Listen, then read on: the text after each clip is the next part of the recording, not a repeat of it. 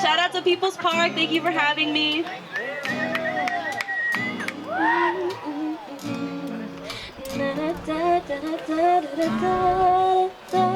This is feeling like angels.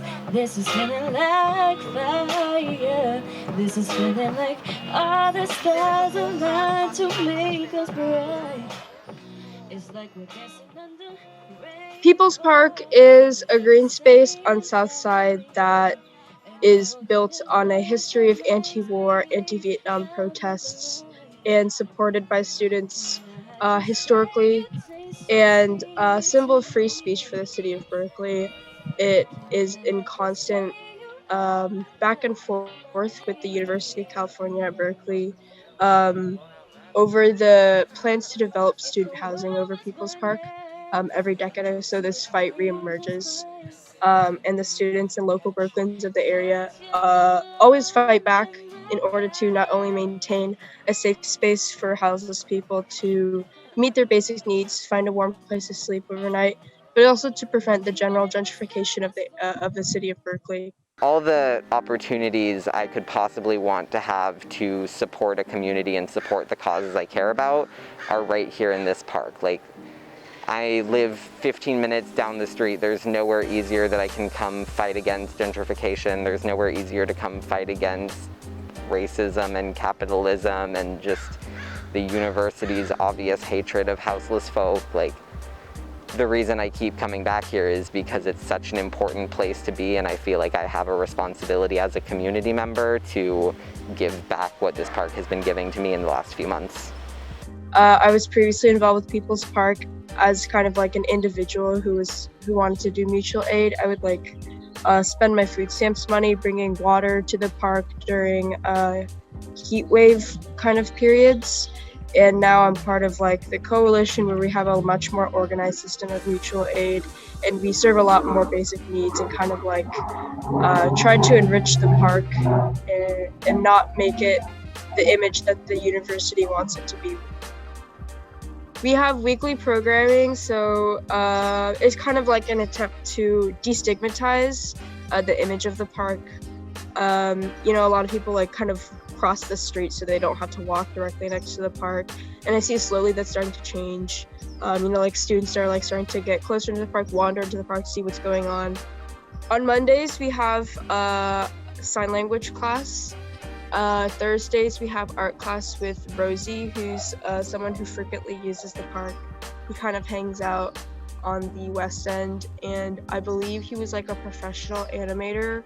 And Fridays we also have community cookouts and activities. So sometimes we do karaoke, sometimes we screen movies, sometimes we watch documentaries and have critical thinking discussions and stuff like that. And we always love to feed our community. We definitely try to facilitate as many opportunities as possible for the Berkeley community to come get involved with the park, because even though we have all this aid and volunteering going on, at the end of the day, it's a public park, and one of the big things that people should do with a public park is just come hang out.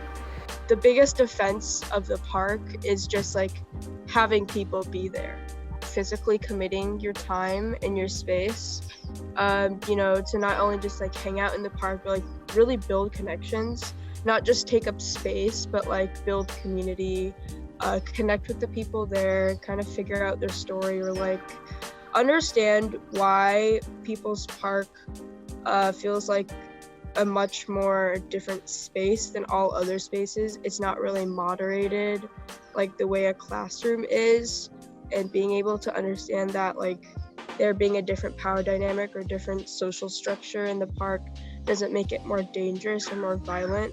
It's just a matter of understanding things differently.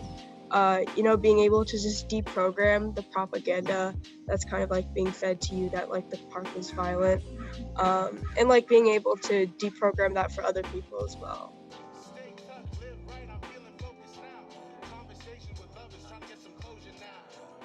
People's Park is technically a protected landmark, but the university, with their development plans, is supposedly able to develop on the landmark by just kind of adding a plaque in the development, which is I would say like a pretty hefty bastardization of the history of the park.